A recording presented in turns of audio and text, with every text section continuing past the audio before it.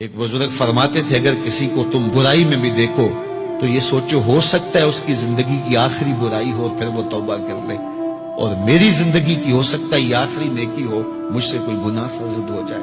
کتنے لوگ ہیں جو مرتبہ کمال پہ پہنچے لڑک گئے، بڑے بڑے لوگ تھے لیکن انجام ٹھیک نہیں ہوا۔ بلعام بن باورا کی مثال ہمارے سامنے موجود ہے۔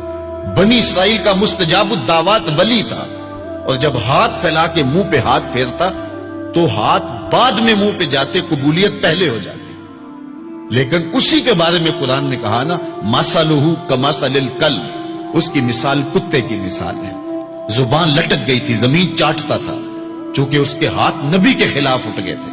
اس نے سمجھا تھا میں مستجاب الدعوات ہو گیا ہوں، اب جو چاہوں جس کے بارے چاہوں بد دعا کر دوں، لیکن بد دعا اپنے حق میں نکل گئی، زبان لٹک گئی۔ اس لیے میاں صاحب بولے، پڑھنے اتے مان کرینا نہ آکھی میں پڑھیا، او جبار کہار صداوے متا روڑ دیوے دودھ کڑیا۔ تو اس لیے ہر وقت ڈرتے رہو۔ ابھی ملیکہ کہتے ہیں میں نے 30 اصحاب رسول سے ملاقات کی ہے، 30 اصحاب رسول سے، تو میں نے ہر شخص کو فکر مند پایا ہے۔ وہ کہتے تھے ہمارا انجام ٹھیک ہو جائے، انجام ٹھیک ہو جائے۔ حضرت سیدنا ابو بکر صدیق رضی اللہ تعالیٰ عنہ، جن کے بارے میں میرے رسول کی زبان سے لفظ نکلے، ابو بکر فی الجنہ، ابو بکر جنتی ہے، لیکن وہ کہتے ہیں ایک چڑیا کو دیکھ کے شاخ پہ بیٹھی ہے، کہا واہ چڑیا کتنی موج ہے تجھے، ایک شاخ سے اڑتی ہے دوسری شاخ پہ بیٹھ جاتی ہے، اور قیامت کے دن تیرا حساب بھی نہیں ہوگا، پسے تو ہم ہیں جن کا حساب ہوگا۔ یہ وہ لوگ ہیں جن کی زندگی دیکھیے، ان الشیطان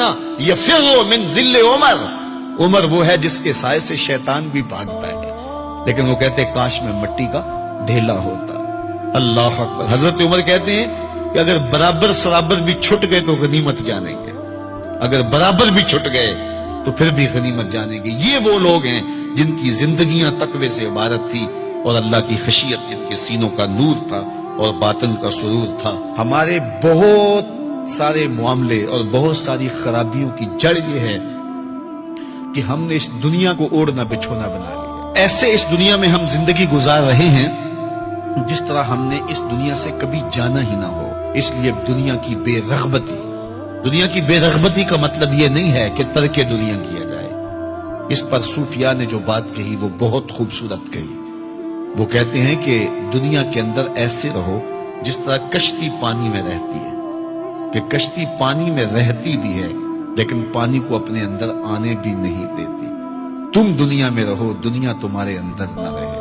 اگر تم دنیا میں رہو گے تو خیر ہے، اگر دنیا تمہارے اندر رہی تو پھر کچھ نہیں بچ پائے گا۔ کشتی پانی میں رہے تو خود بھی تیرتی ہے، اوروں کو بھی تراتی ہے، لیکن اگر پانی کشتی میں آ گیا تو کشتی کو لے ڈوبے گا۔ اس کی رحمت کے دروازے کھلے ہیں، آج ہم اس کی چوکھٹ پہ آ جائیں، کل تو آنا ہی آنا ہے۔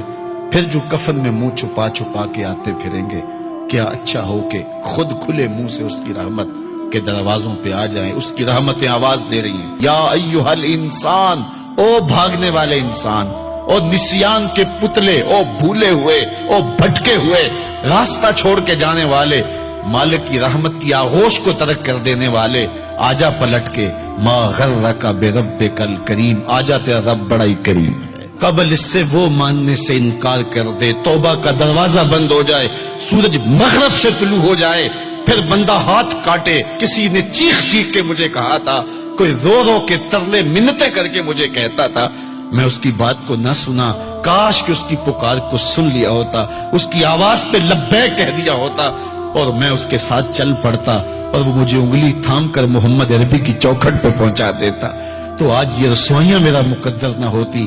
صاحب آؤ، کتاب رحمت آواز دے رہی ہے، کتاب رحمت تمہاری انگلی تھام رہی ہے اور تمہیں حضور کی چوکھٹ تک پہنچا رہی ہے، اور آمنہ کا لال تجھے اپنے دامن میں لے کے رب سے مغفرت اور بخشش کا پروانہ لے کے دے رہا ہے۔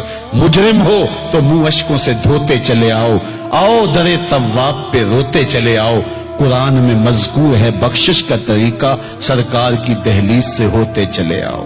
اور تھوڑی سی زندگی باقی ہے، بہت زندگی کاٹ چکی، آوارگی میں کاٹ دی، اور گناہوں میں کاٹ دی، منمانیوں میں کاٹ دی، خواہشات نفس میں کاٹ دی۔ آئیے ابھی سے اپنے اندر کو تبدیل کر لیجئے، اپنے احوال کی تبدیلی کا عزم مصمم کر لیجئے۔